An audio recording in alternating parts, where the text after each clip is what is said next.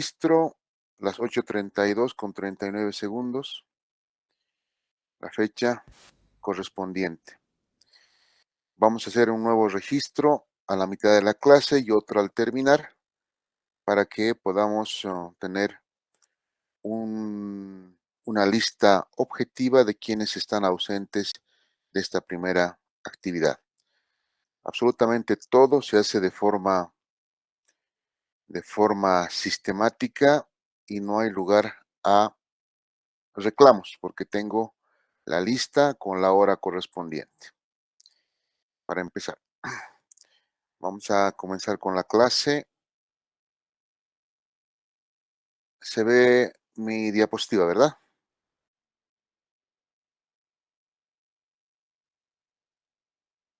Sí, doctor. Perfecto. Muy bien. Esa es la fachada del Hospital Obrero número 1 de la Caja Nacional de Salud. Sí, dígame. Disculpe que le interrumpe, yo no veo sus diapositivas. Sigue apareciéndome la reunión de Meet. Igual, no veo. No se ve, doctor, Doctor, diapositivas sobre la pantalla. de tener la presentación y estábamos en la lista. Los que estamos ahí hablando aparecemos, no aparecen las diapos.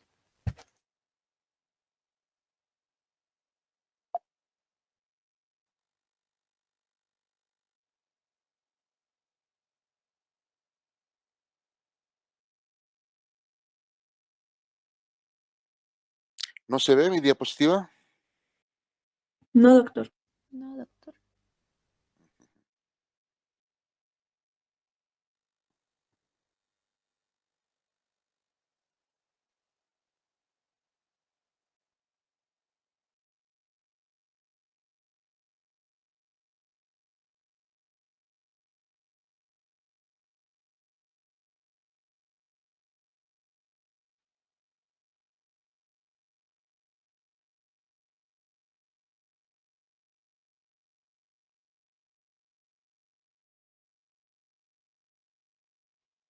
¿Se ve mi pantalla?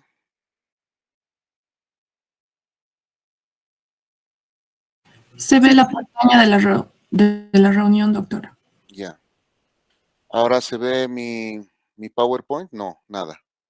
No, doctor. No, doctor. Solo la pantalla de la reunión.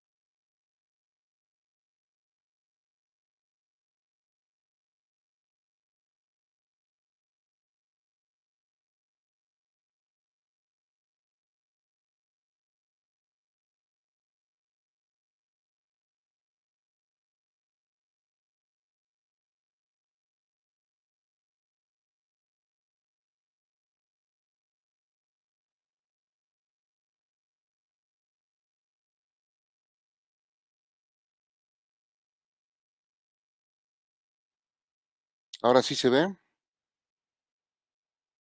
Sí, doctor. Sí, doctor. Ahora sí se ve. Ahora se ve, ¿verdad? Sí, doctor. Muy bien. Bueno, les decía que... Ay, caramba.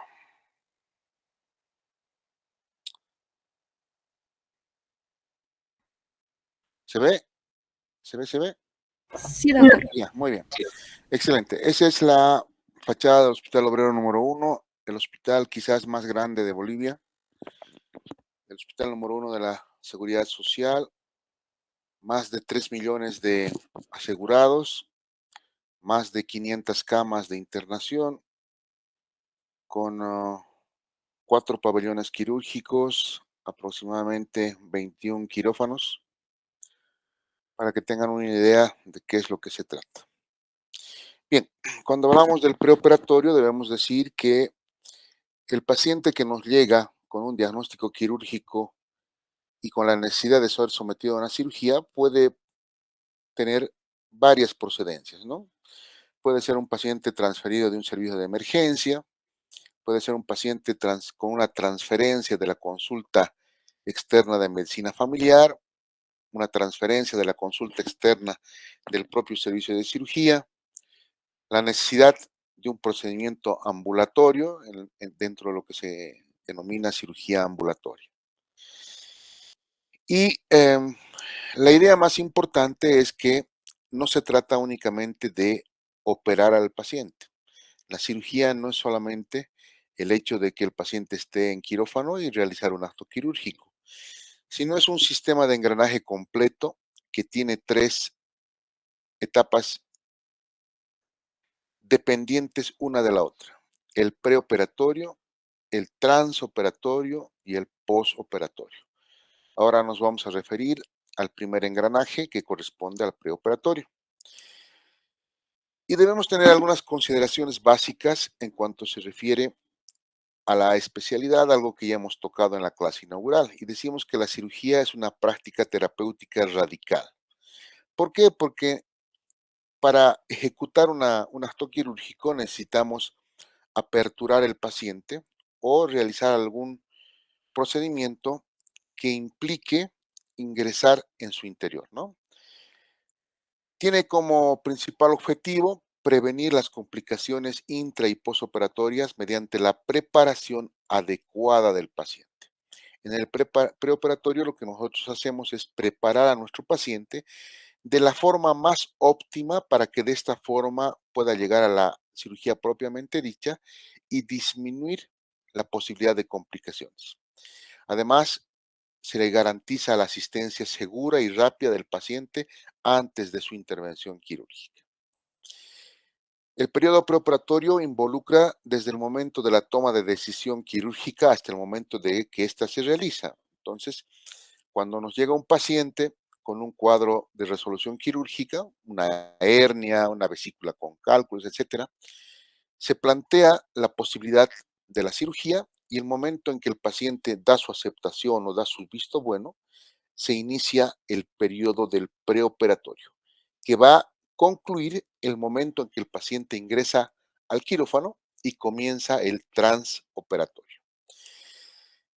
En, este, en esta etapa se deben hacer consideraciones del tipo de procedimiento, el tipo de anestesia, la preparación especial y la clasificación del riesgo operatorio.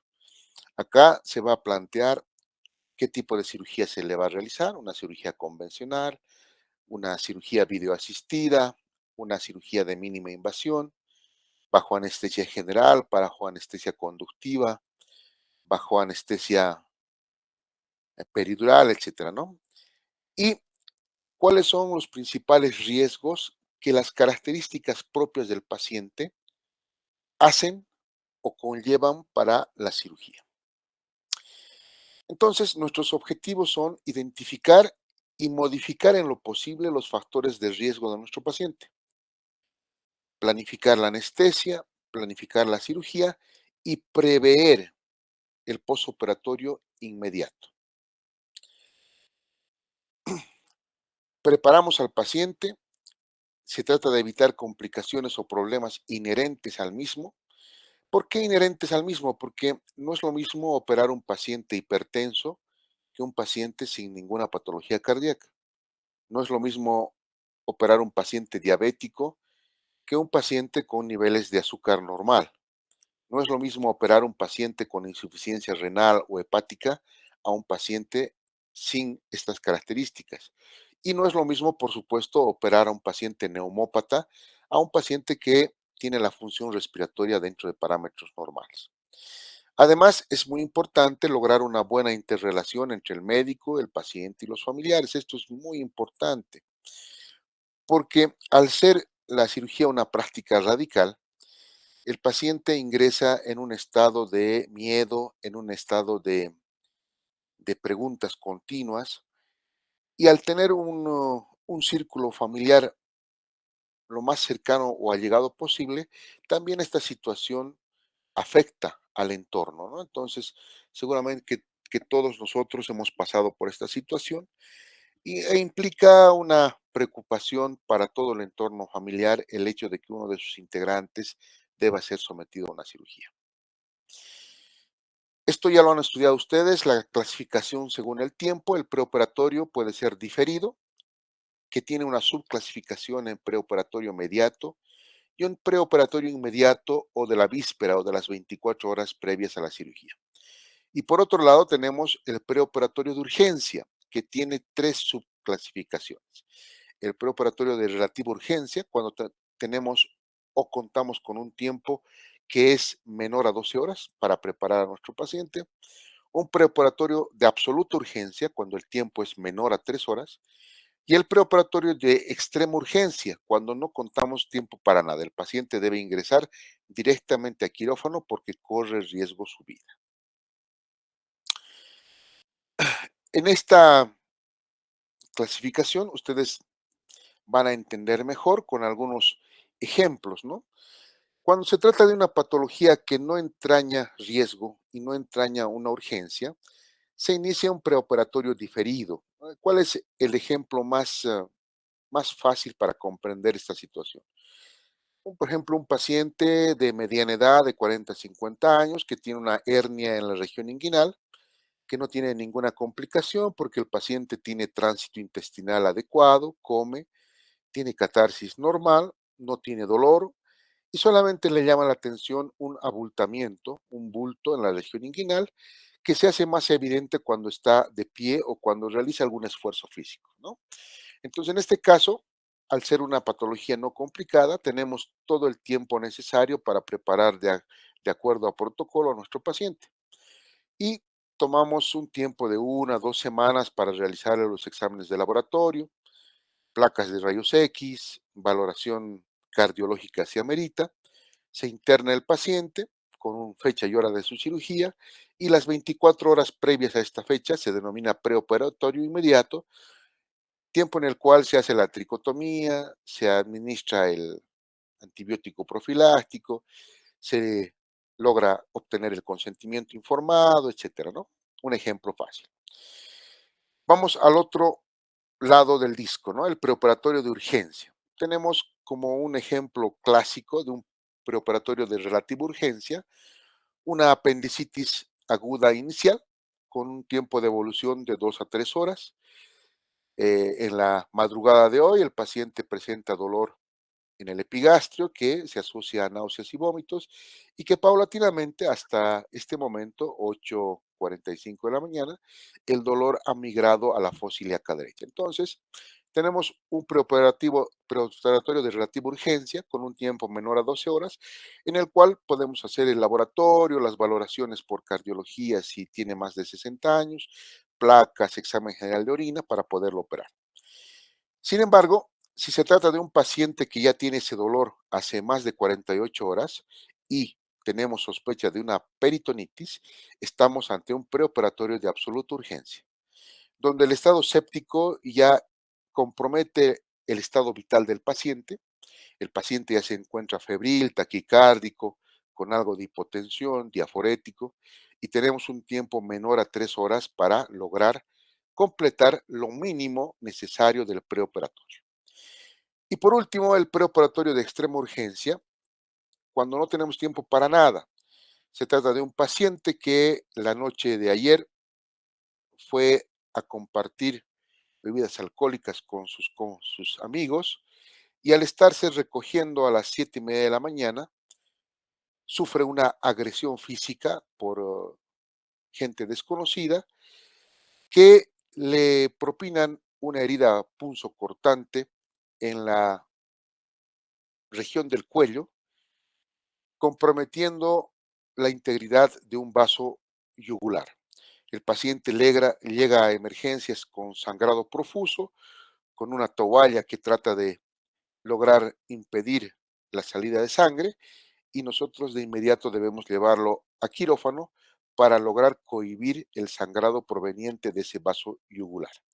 Entonces, en este caso tenemos un preoperatorio de extrema urgencia donde no nos da tiempo absolutamente para nada porque corre en riesgo la vida de nuestro paciente.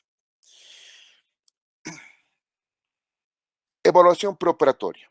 En este tiempo debemos realizar la confección de una historia clínica lo más completa posible. Las características de una historia clínica de cirugía tiene algunas peculiaridades que las vamos a ir desmenuzando en la práctica hospitalaria y es muy diferente a la historia clínica de un servicio clínico, ¿no? El examen físico debe ser minucioso para tratar de encontrar signos semiológicos, para describir cicatrices quirúrgicas antiguas o para encontrar algunas características en el examen físico que nos llevan a un diagnóstico preciso en cuanto se refiere a la patología quirúrgica. La solicitud de exámenes complementarios debe ser dirigida a la patología a resolver y por supuesto debe realizarse una evaluación en la esfera psicológica, ¿no? Es importante identificar todas las variables o todas las variantes de la personalidad humana para saber con el tipo de paciente que estamos tratando, ¿no? Lamentablemente, em, nuestra materia es paralela a semiología, a medicina 1, y es paralela también a psicología médica. Estos aspectos los van a completar de mejor manera cuando ustedes puedan tener la oportunidad de desarrollar estos temas en las materias correspondientes, pero para tener un vistazo general, ustedes entenderán que no es lo mismo tratar con una persona ansiosa que con una persona serena. No es lo mismo tratar a una persona de sexo femenino con características de histeria a una persona mayor, serena, que tiene ya experiencia en la vida y que por supuesto ha pasado por alguna experiencia similar. No es lo mismo atender a una persona con una personalidad bipolar a una persona neurótica, ¿no? Entonces se trata de estas características que es importante reconocer en nuestro paciente y anotarlas en la historia clínica. De igual forma, ya habíamos dicho que la evaluación y la preparación psicológica del paciente y de la familia es muy importante. La interrelación, la paciencia para explicar cada uno de los detalles del consentimiento informado, para salvar todas las dudas sobre el procedimiento, sobre el diagnóstico, sobre la posibilidad de complicaciones, es vital para llevar a buen puerto nuestro procedimiento quirúrgico. El consentimiento informado como parte de la historia clínica, del expediente clínico y como un documento médico legal de suma importancia, debe llevar, por supuesto, el diagnóstico y pronóstico de la enfermedad. Alternativas de tratamiento. ¿Cómo se va a realizar la intervención en cuanto a la técnica? ¿Qué resultados se puede conseguir? ¿Qué fracasos o complicaciones o secuelas pueden ocurrir una vez concluido y culminado el posoperatorio del paciente? En cuanto a las características de la historia clínica, esta por supuesto lleva una anamnesis, antecedentes sobre el consumo de drogas, aparatos y sistemas, anamnesis sobre antecedentes patológicos y no patológicos, antecedentes sobre enfermedades familiares, hereditarias principalmente, el examen físico general y el examen físico segmentario minucioso y la solicitud de exámenes auxiliares de diagnóstico, sean estos de laboratorio o de gabinete. En cuanto a la evaluación del laboratorio de rutina, es importante solicitar un hemograma completo donde se podrá valorar niveles de anemia y patologías que las producen directamente relacionadas con la serie roja de la sangre. La glicemia para detectar cuadros de diabetes mellitus, pruebas de función renal como el nitrógeno ureico sérico, la creatinina, la valoración de la coagulación de la sangre, esto vital para la cirugía. Ya me habíamos dicho que uno de los pilares que ha logrado llevar la cirugía hasta niveles con los cuales conocemos a esta altura del siglo XXI es la detención del sangrado, ¿no? Entonces, la valoración de la coagulación en todas sus esferas es sumamente importante. El tiempo de coagulación para valorar la vía extrínseca de la coagulación, el tiempo parcial de tromboplastina activado para valorar algún nivel de anticoagulación, el tiempo de sangría para valorar la actividad plaquetaria y el tiempo de protrombina para valorar la vía extrínseca de la coagulación. De acuerdo a la patología basal, se podrán pedir pruebas de función hepática, pruebas más complejas de función renal, pruebas de función pulmonar y pruebas en la esfera cardiológica. Estos son los exámenes auxiliares preoperatorios mínimos para pacientes por arriba y por debajo de los 60 años. Esto es importante que lo aclaremos porque dependiendo del hospital en el que trabajemos, esta línea de corte de los 60 años puede ser menor, ¿no? Entonces, yo les paso en esta diapositiva la línea de corte del Hospital Obrero, que son los 60 años. Podrá ser diferente en el Hospital de Clínicas, podrá ser diferente en Cosmil, etcétera, ¿no? De acuerdo a la casuística y a las características de su población de asistencia. En este caso, nosotros, en pacientes menores de 60 años, registramos o solicitamos un hemograma completo que, por supuesto, debe incluir el factor RH, la cuantificación de las plaquetas, la velocidad de eritrosedimentación, etcétera, ¿no? La glicemia, la creatinina, el tiempo de coagulación, el tiempo de sangría y el tiempo de protrombina, el examen general de orina, una placa de rayos X, de tórax y, por supuesto, una ELISA o prueba rápida para VIH. En los pacientes mayores de 60 años podrá incluirse la valoración cardiológica de rutina, que implica principalmente la toma de un electrocardiograma y el examen físico semiológico o la valoración médica por parte del profesional cardiólogo. Esta valoración cardiológica puede realizarse en pacientes menores de 60 años que tengan ya patología cardiológica establecida o que tengan algún antecedente en la esfera cardiológica, ¿no? Hay pacientes, por ejemplo, muy jóvenes que desde la niñez tienen algún tipo de soplo cardíaco por la presencia de algún tipo de comunicación entre las cámaras del corazón.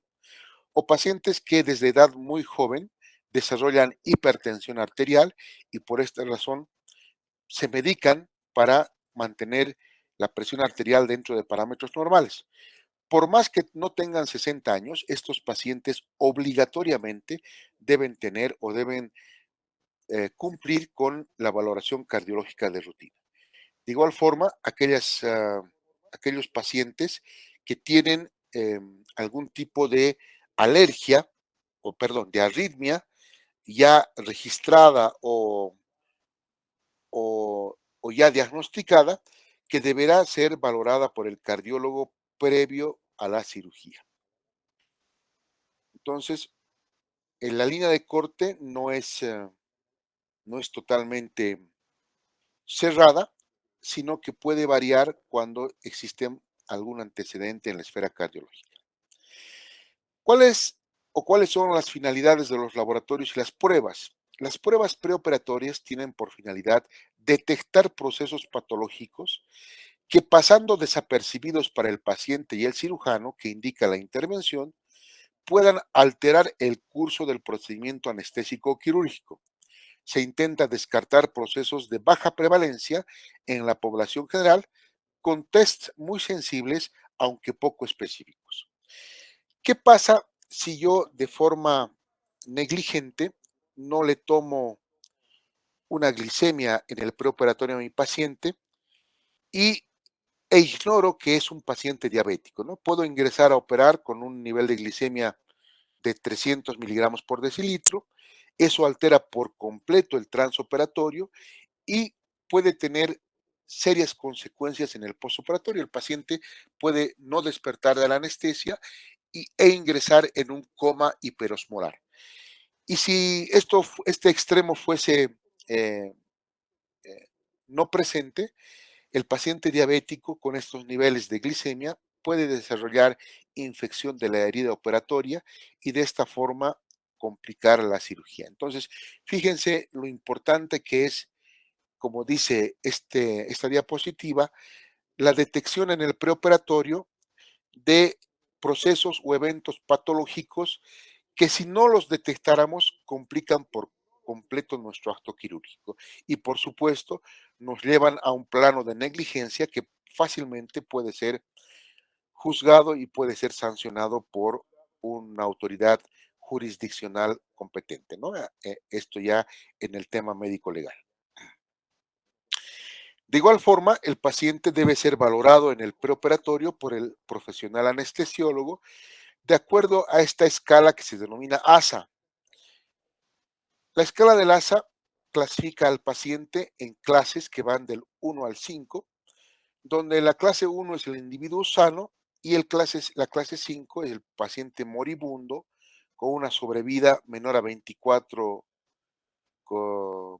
horas con o sin soporte ventilatorio, ¿no? Entonces, en este espectro de clasificación se mueven todos los pacientes y por supuesto entenderán que no es lo mismo operar un individuo sano o un individuo con una enfermedad sistémica severa y con limitación funcional. La mortalidad puede ir desde el 0.01% hasta mortalidad por encima del 50%. Entonces, esto registrado en el preoperatorio es una garantía de lo que podamos hacer con nuestro trabajo para tratar de solucionar un problema en un paciente que ya tiene características de complicación o tiene otras enfermedades que complican su estado actual.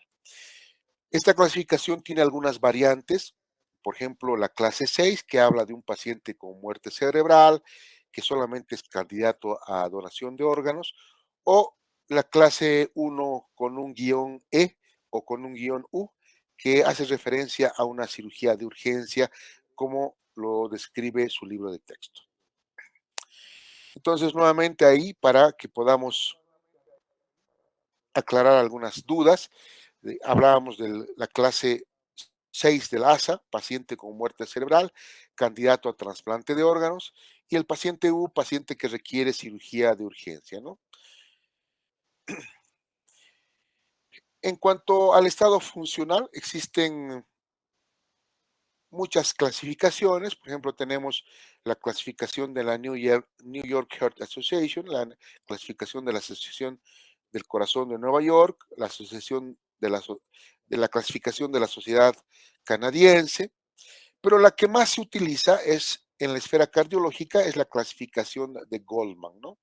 La clasificación de Goldman tiene una puntuación que va desde 0 hasta 53 puntos y que incluyen la edad mayor a 70 años, un infarto en los últimos 6 meses, un electrocardiograma con ritmo no sinusual, extrasístoles ventriculares, ingurgitación yugular o ritmo de galope, antecedente de estenosis aórtica, cirugía de urgencia propiamente dicha, cirugía de tórax, cirugía de abdomen o cirugía aórtica y el paciente en mal estado orgánico general, ¿no? Entonces, de acuerdo a esta puntuación, se da un porcentaje de posibilidad de complicación en la esfera cardiológica que de igual forma es una garantía en el preoperatorio para hacer conocer al paciente y a los familiares las características del paciente que estamos entrando a operar, ¿no? Un paciente que no tiene ninguna de estas características tendrá 0 en la escala de Goldman y un paciente que empiece a puntuar podrá llegar hasta 53 puntos con una posibilidad de complicación sumamente alta. ¿Qué podemos decir acerca del riesgo quirúrgico? La condición del paciente, la edad, las enfermedades previas, el estado funcional de los diferentes aparatos y sistemas, la patología a operar, la condición de la cirugía, el tipo, la duración y la competencia del cirujano. A ver, no es lo mismo operar un paciente de 20 años que un paciente de 80 años. No es lo mismo operar un paciente sano con un paciente con hipertensión arterial, diabetes, tirotoxicosis, etc. No es lo mismo operar en un paciente sano con un paciente con antecedente de tabaquismo de 25 años, con fibrosis pulmonar o con una enfermedad pulmonar obstructiva crónica. No es lo mismo operar un apéndice que operar un estómago, sacar un apéndice o sacar la mitad de la cámara gástrica, ¿no? A eso se refiere todo esto. Condición de la cirugía, el tipo. No es lo mismo operar un paciente programado a un paciente de urgencia. No es lo mismo operar un paciente en el cual la cirugía dure 20 minutos, como una vesícula, o una cirugía de Whipple en la que tenemos que extraer el páncreas en su segmento cefálico y la integridad del duodeno, cirugías que tardan entre 7 a 8 horas en su ejecución. Y por supuesto, la competencia del cirujano. Todos los cirujanos tenemos una curva de aprendizaje que se va cumpliendo con el paso de los años y podemos hablar de cirujanos nobles, cirujanos recién egresados, con cirujanos que ya tienen 20, 25 años de experiencia, que por supuesto, por el tipo de competencia, seguramente tendrán mayor característica. La edad. Pacientes mayores siempre tienen mayor morbilidad. No existe límite para la edad de una cirugía. Es muy común decir, pero doctor, mi abuelito tiene 90 años, ¿podrá tolerar una cirugía? No hay ningún problema cuando se cumple el preoperatorio adecuado para el paciente de esas características, ¿no? Si un paciente de 90 años desarrolla una peritonitis, no lo vamos a dejar de operar por su edad. Tenemos que hacer algo para librar ese foco infeccioso y tratar de salvar su vida. En cuanto a la obesidad, tienen un riesgo quirúrgico elevado los pacientes obesos en relación al resto por las características fundamentalmente de cambios en la fisiología cardiopulmonar, ¿no? El paciente obeso tiene una restricción torácica importante, el corazón está sujeto a un estrés mayor, tiene mayor prevalencia en problemas de la pared abdominal por la cantidad de grasa, desarrollo de seromas, infección del sitio operatorio, posibilidad de ventraciones. Tiene mayor posibilidad de desarrollar trombosis venosa profunda en los miembros inferiores por el estado de éstasis que tienen posterior a la cirugía. Un paciente atlético, un paciente delgado, podrá incorporarse y caminar de forma más temprana que un paciente que pesa 100, 120, 105 kilogramos, ¿no? Que tienen mayor dificultad para esta situación. ¿Cuáles son los factores de riesgo cardiovascular? Ya habíamos hablado de la edad, la angina o antecedente de dolor precordial, antecedentes de infarto de miocardio agudo, fallo cardíaco congestivo, anormalidades de la conducción, ya habíamos hablado de las arritmias, enfermedades valvulares, muy presente en nuestro medio por el asunto de la fiebre reumática, enfermedades vasculares periféricas, las famosas varices, el tipo de procedimiento y la capacidad funcional. Para la patología cardíaca es muy importante las cirugías electivas de preferencia cuando se programan o cuando se programan en el lapso de los últimos 6 meses, la valoración de la escala de Goldman.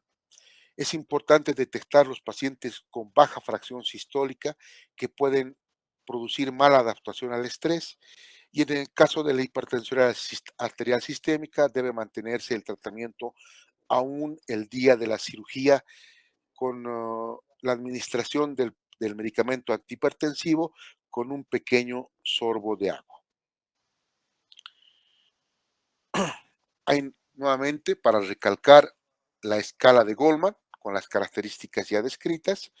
Y aquí tenemos las complicaciones y la posibilidad de muerte con los diferentes puntajes.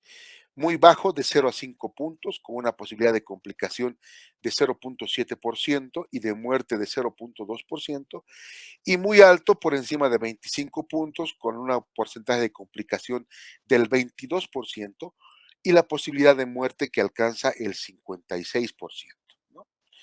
Y los estados intermedios con los porcentajes que están visualizando.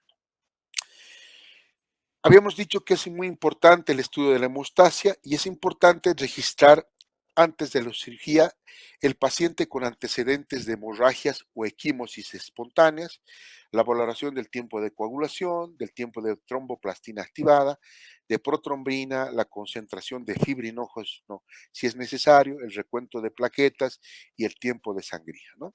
Esto para evitar sangrados profusos en pacientes que ya tienen patología adquirida a nivel del sistema de coagulación de la sangre. Ustedes en fisiología han estudiado o han podido percatarse o informarse de los pacientes con hemofilia o con trastornos propios de la cascada de coagulación. En cuanto a la trombosis venosa profunda y al embolismo pulmonar agudo, es importante detectar los pacientes con antecedentes ya establecidos de trombosis venosa periférica, principalmente en miembros inferiores. Pacientes con síndromes paraneoplásicos por presencia de tumores malignos, pacientes que normalmente están inmóviles, pacientes obesos, pacientes con insuficiencia cardíaca congestiva y pacientes con deficiencia del factor 3 de la coagulación. ¿Cuál es el manejo profiláctico? La profilaxis mecánica, el vendaje elástico de miembros inferiores, la posibilidad de utilizar heparina o heparinas de bajo peso molecular, la posibilidad de utilizar warfarina, tratamiento trombolítico, etcétera. Vamos a hacer un stop en esta diapositiva para poder lograr un nuevo registro de la asistencia a esta clase.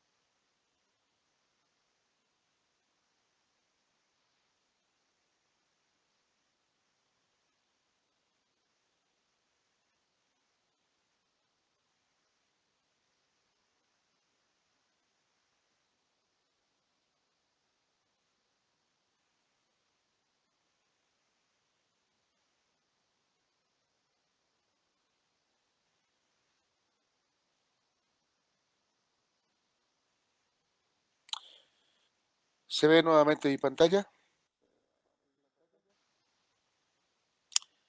Hola. Sí, doctor. Se ve. Sí, doctor.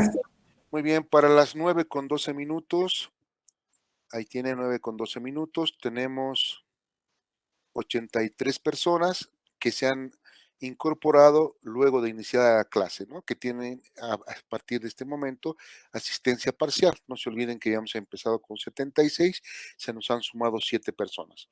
Vamos a hacer un registro posterior al terminar la clase, ¿ya? Vamos a continuar con nuestra clase. Tenemos nuevamente la vista de la diapositiva. ¿Sí? Sí, doctor. Muy bien. Sí, se ve. Se ve. Excelente. Excelente. Vamos a la diapositiva en la que nos habíamos quedado. Estamos acá. Bien. Sí, perfecto. En cuanto se refiere a la valoración respiratoria, en la anamnesis y en la exploración debemos detectar a los pacientes con enfermedad pulmonar obstructiva crónica, que les había dicho ya del tabaquismo, de igual forma la edad, la obesidad, el tipo de cirugía, las infecciones respiratorias agudas en los últimos días y el estado nutricional del paciente. En cuanto a la valoración respiratoria, el examen físico debe contar siempre con una descripción prolija del cuello corto, la obesidad, la protrusión de los incisivos superiores, el retrognatismo y el prognatismo y la limitación de la apertura de la boca. Esto es muy importante porque no deben olvidar que la mayoría de las cirugías se realizan bajo anestesia general y es importante o es necesario que el paciente sea intubado a través de la boca hasta la tráquea con una sonda de Watergate de Rouge y sea conectado a una máquina de anestesia y a un pulmón mecánico, ¿no? Entonces, esto es muy importante en el preoperatorio para facilitar este procedimiento que de hecho lo hace el anestesiólogo. En cuanto a la patología pulmonar, ahí se fue mi imagen. A la patología pulmonar, los pacientes con mayor riesgo de complicación son los obesos, los fumadores y los pacientes con enfermedad pulmonar obstructiva crónica. En caso necesario, se debe realizar la espirometría, que es la prueba básica de función respiratoria, realizar previa a la cirugía sesiones de fisioterapia respiratoria, el control de los focos infecciosos respiratorios, cuadros faringoamigdalares, cuadros neumónicos, para mejorar los resultados, ¿no? Los exámenes indispensables, la radiografía de tórax, la gasometría arterial, las pruebas de función pulmonar preoperatoria, etcétera. Esto es muy importante cuando les decía realizar el examen físico del paciente, porque se cuenta con una clasificación que se denomina de Mallampati, que va de la clase 1 a la clase 4, donde la posibilidad de tener complicaciones en la intubación del paciente va desde casi ninguna complicación en la clase 1 hasta muy dificultosa en la clase 4, ¿no? Entonces, previo a llevar al quirófano, nosotros tenemos que tener ya determinada esta clasificación para contar con los instrumentos o con el equipo necesario en la eventualidad de tener la imposibilidad de intubar al paciente bajo una laringoscopía común y corriente. En cuanto a la valoración neurológica, es importante registrar en la historia clínica las enfermedades cerebrovasculares perioperatorias, los trastornos convulsivos, las enfermedades neuromusculares, el Parkinson, la demencia, el delirium y el síndrome de abstinencia, entre lo más importante. ¿Qué quiero decirles con esto? Por ejemplo, si nosotros no tuviésemos el cuidado de preguntar y registrar que el paciente es un paciente que convulsiona o que tiene un síndrome convulsivo ya de larga data, lo que podemos tener o con lo que podemos complicarnos es que durante el posoperatorio en la sala de recuperación posanestésica el paciente puede empezar a convulsionar. Puede morderse la lengua, puede broncoaspirarse o puede caerse de la camilla. Entonces, eso es una situación que va contra el cirujano en los casos en los que no se ha registrado, no se ha realizado la valoración neurológica correspondiente y no se ha medicado en el periodo preoperatorio, ¿no? De igual forma, si el paciente tiene características de Parkinson y tiene un antecedente de un accidente vascular cerebral anterior con hemiplegia o hemiparesia o con una alteración ya en la dilatación pupilar, estas situaciones pueden confundir al anestesiólogo y pueden generar alertas innecesarias, ¿no? Nos puede decir durante la cirugía, doctor, algo ha pasado, el paciente no tiene las pupilas isocóricas, pero si nosotros hemos hecho la valoración correspondiente, le podremos decir, doctor, anestesiólogo, el paciente tiene antecedente de un accidente vascular cerebral el año 2022. Desde entonces, la pupila derecha es diferente a la pupila izquierda porque se ha establecido ya un daño cerebral irreversible, ¿no? Entonces, se trata justamente de identificar todos estos extremos para no tener ningún tipo de complicación. En cuanto a la esfera renal, ustedes entenderán que la mayor cantidad de los medicamentos anestésicos se depuran o se eliminan a través del hígado o a través del riñón. Y es importante que el riñón principalmente tenga una filtración glomerular aceptable para lograr la eliminación de todos estos anestésicos, ¿no? Su presencia aumenta la probabilidad de complicaciones sistémicas y la falla renal aguda en el postoperatorio. Estos pacientes presentan trastornos hidroelectrolíticos, trastornos del equilibrio ácido-base, anemia, hipertensión arterial y en algunos casos inclusive trastornos de la coagulación, ¿no? Entonces es importante diagnosticar e identificar a los pacientes con insuficiencia renal. Hay muchos de estos pacientes, ustedes saben que la cantidad de pacientes que son sometidos a hemodiálisis cada vez está mayor, porque justamente no tenemos políticas públicas adecuadas para diagnosticar a los pacientes diabéticos tempranos, a los pacientes hipertensos e impedir que lleguen a un cuadro de lesión renal crónica e irreversible, ¿no? Los pacientes con insuficiencia renal crónica están en ascenso. Estos tienen alteraciones fisiológicas y metabólicas y también son pasibles a variar o escoger otro tipo de procedimientos quirúrgicos para no comprometer en mayor porcentaje su estado ya delicado. En cuanto les decía, de igual forma al daño hepático crónico, existe mucho paciente con secuelas de hepatitis, secuelas de alcoholismo y que por ende tienen hígados cirróticos. En este caso, el daño hepático crónico eleva la mortalidad operatoria. Todos los medicamentos se metabolizan principalmente a nivel hepático y por ende tienen alteraciones con la hipovolemia. También se debe prever trastornos de la coagulación. Los factores vitamino K dependientes se fabrican o se sintetizan a nivel del hígado.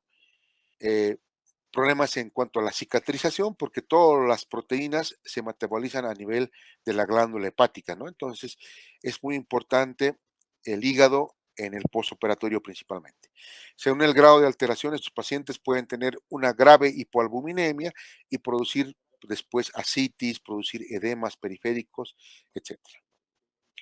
Ya habíamos hablado de la diabetes. La mortalidad operatoria del diabético es 2 a 3 veces superior al no diabético y la morbilidad está claramente aumentada. En pacientes mayores de 50 años es frecuente la asociación de lesiones vasculares, cardíacas y el desarrollo de infecciones moderadas a graves. Vivimos en un país subdesarrollado donde también principalmente los niños de estratos sociales bajos tienen un nivel de desnutrición importante. Este factor ha cobrado gran importancia en los últimos años. Las pérdidas de peso de un 20% se acompañan a una mortalidad de hasta el 20% en comparación a una mortalidad de 3 a 4 cuando la pérdida de peso es menor. La pérdida de peso lleva a pérdidas de proteínas musculares y un descenso en las plasmáticas que se manifestarán en trastornos de la cicatrización, alteraciones de la inmunidad, pérdida de la fuerza muscular respiratoria, etc. Para cirugía electiva, el mejor balance costo-beneficio será optimizar los parámetros nutricionales previa a la intervención. ¿Qué quiere decir esto? Que si nosotros tenemos un paciente con un peso ponderalmente menor al que debería tener, tenemos que nutrir ese paciente antes de llevarlo a quirófano, ¿no?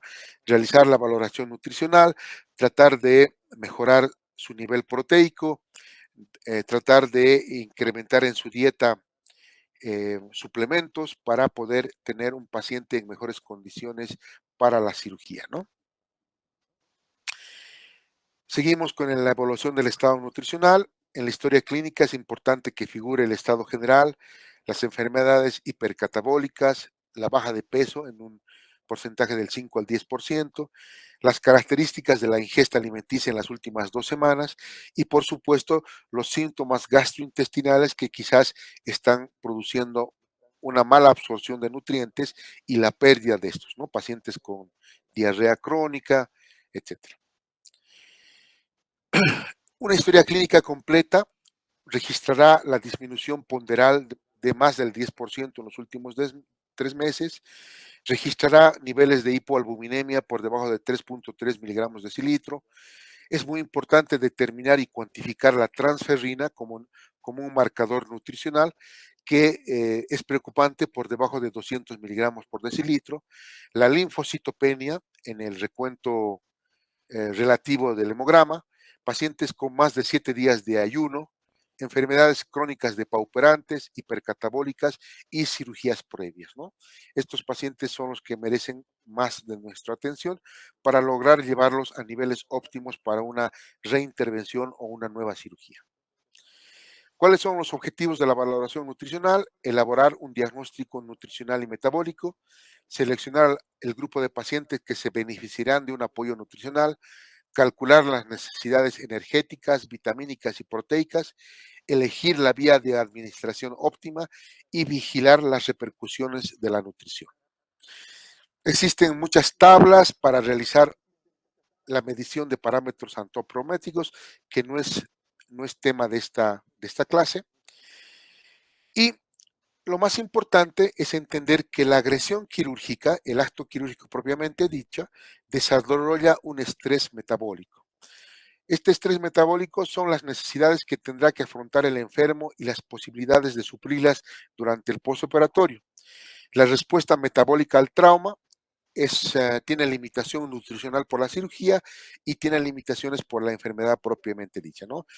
La respuesta metabólica al trauma en los libros clásicos que ustedes revisan tiene dos fases. La fase EP, que son las 24 horas después de la lesión, con déficit de flujo e hipotensión, y la fase flow, con hiperdinamia, hipercatabolia e hipermetabolia en las funciones del paciente.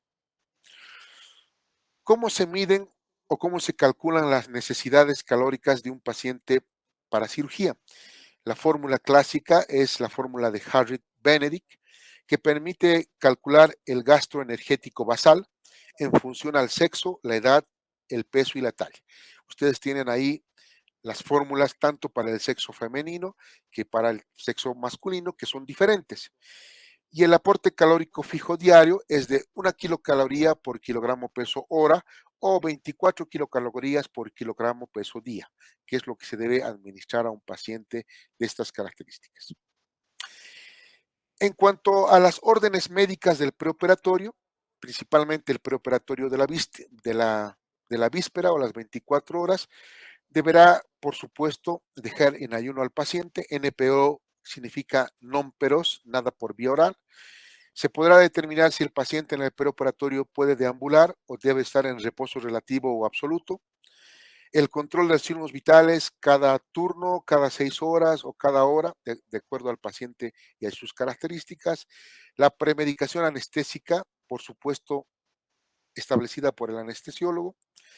Premedicación específica, administrar insulina en pacientes diabéticos, tratamiento hipertiroideo o hipotiroideo, pacientes con insuficiencia suprarrenal, pacientes con hábito tabáquico, la antibiótico profilaxis cuando se trata de heridas limpias o heridas limpias contaminadas, la preparación propia para la cirugía, la instalación de una sonda nasogástrica, la necesidad de enemas evacuantes o preparación colónica, la tricotomía o retiro del vello corporal en las zonas a operarse, la profilaxis de la trombosis venosa profunda, el vendaje elástico de miembros inferiores, la deambulación precoz, la heparina de bajo peso molecular o enoxaparina, si es necesaria, la firma del consentimiento informado, leído, explicado y firmado, y algunas cosas que es importante aclararlas porque no existe un consenso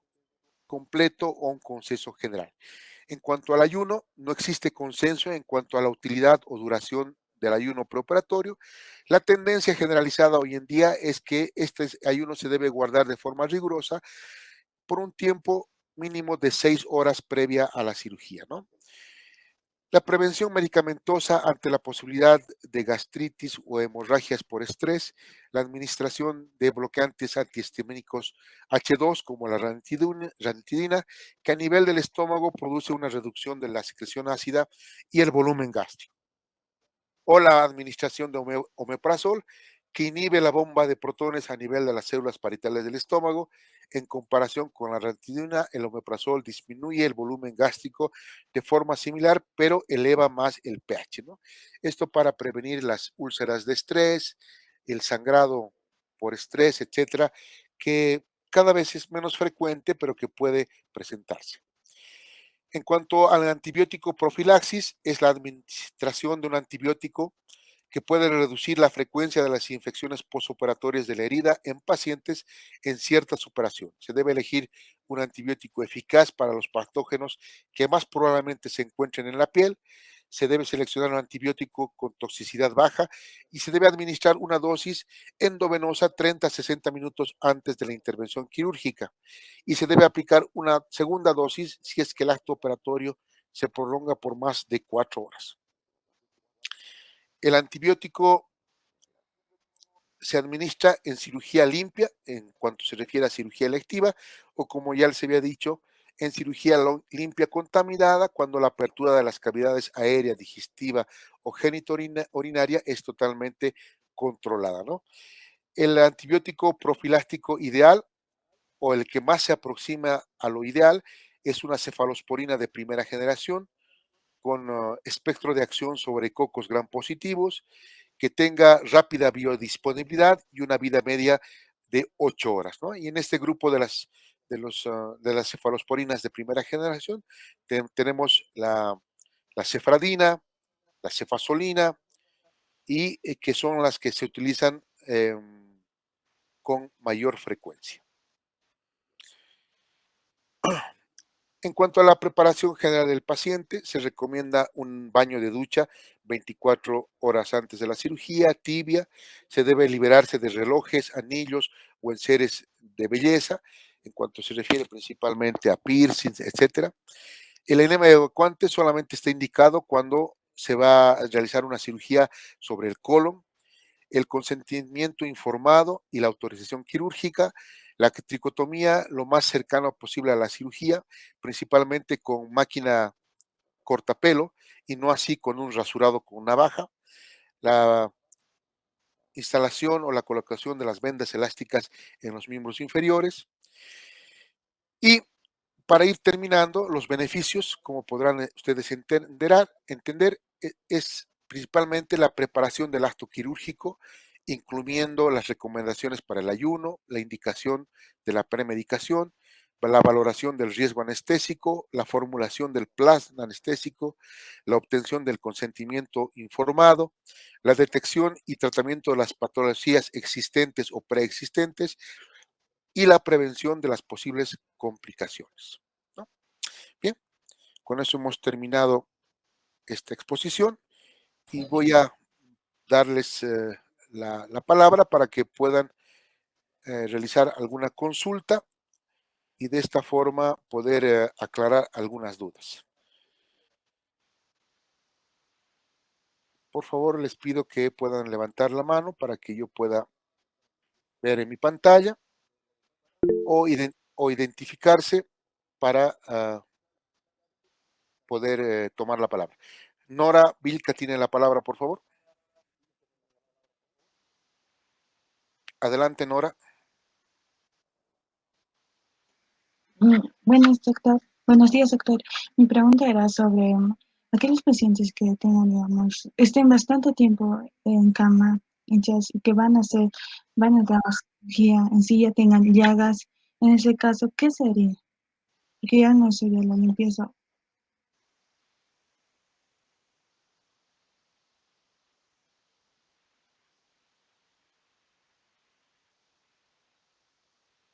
Hola.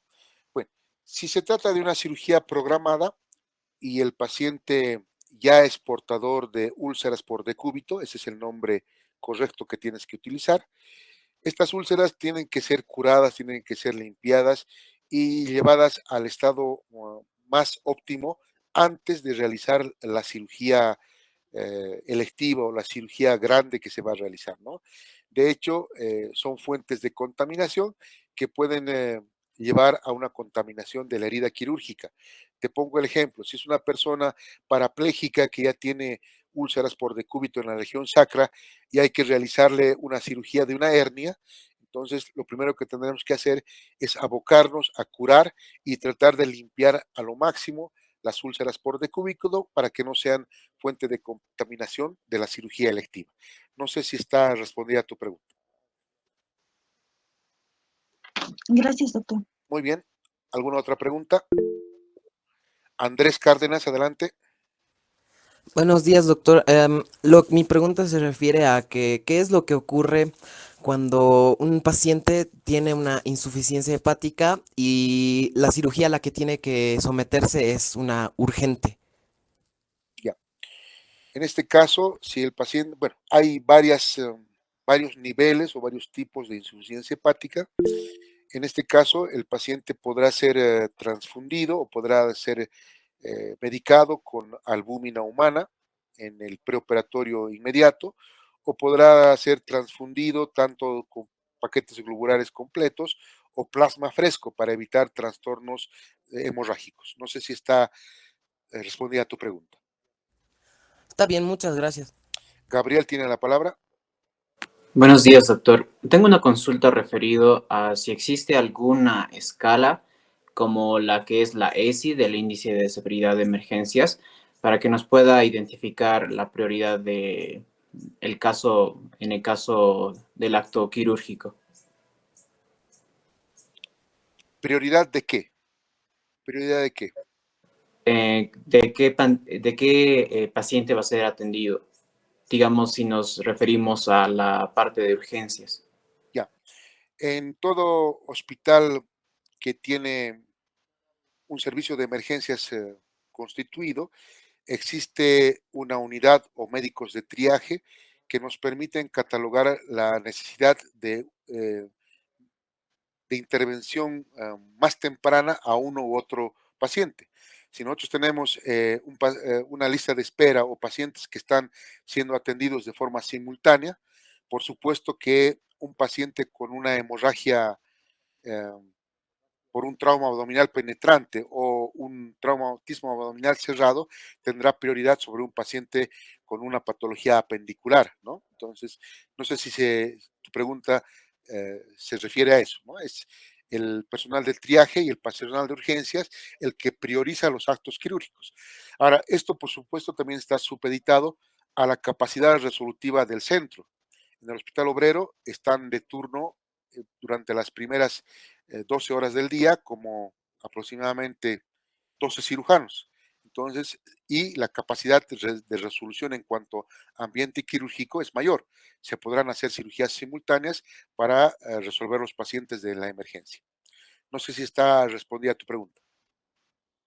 Sí, doctor. Entonces, si el paciente llega a urgencias, pasa primero a emergencias y luego a cirugía, ¿verdad? Claro, si es un paciente con una urgencia extrema, es catalogado con un color a través del triaje y si necesita entrar inmediatamente a emergencia, se procede a esta situación.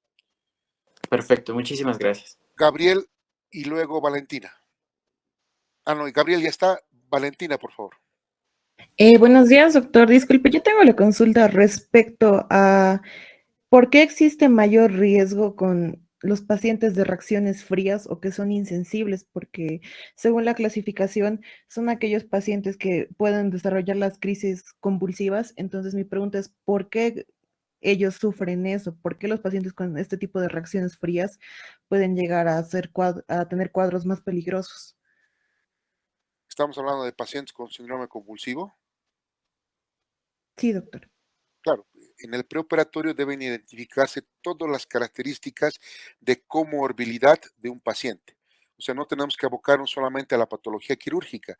Esa es la importancia de la historia clínica completa y de la anamnesis por sistemas de los antecedentes patológicos y no patológicos que nos llevan a cerrar el círculo de la complicación al mínimo. Esta posibilidad de complicaciones, por supuesto, no es absoluta y es por eso que deben ser medicados y deben tomarse todos los recaudos posibles para evitar que la comorbilidad altere el curso normal de la cirugía. No sé si está respondida a tu pregunta.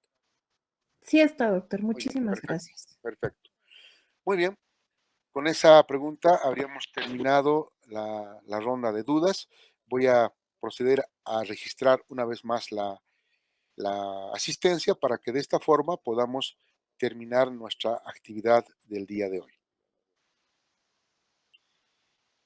Entonces, se está registrando una nueva asistencia a las 9:39.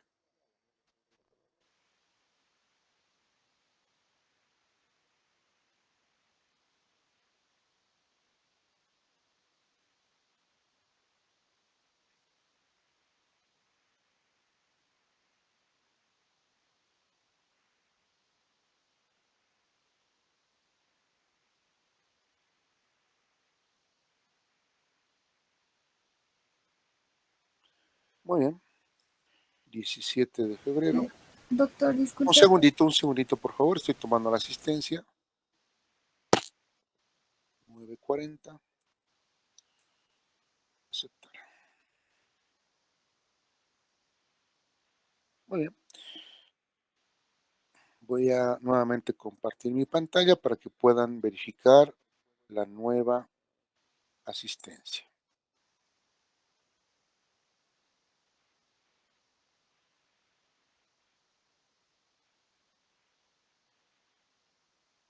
¿Se ve mi pantalla? Muy bien. Sí, doctor. Ahí tienen la asistencia a las 9:40 con 17 minutos. Tenemos 83 personas. Bien, tenemos 3 registros de asistencia a esta actividad, con lo cual damos por concluida la misma. El día martes espero al grupo número 8 en su actividad hospitalaria y a través de la compañera representante se coordinará la actividad del próximo sábado que conlleva el tema de postoperatorio bajo el mismo sistema del día de hoy, ¿ya? Entonces, tengo una persona más. Si es algo relacionado con la clase de hoy, con todo gusto. Si es algo administrativo, a través de la representante. Tiene la palabra la compañera Keila. Doctor, quisiera hacer una aclaración con respecto a mis apellidos. ¿Ya? En el correo está con Dori Balboa, pero en las listas está con Balboa con Dori. Solo esa aclaración, doctor. Hágalo por conducto regular a quien corresponde.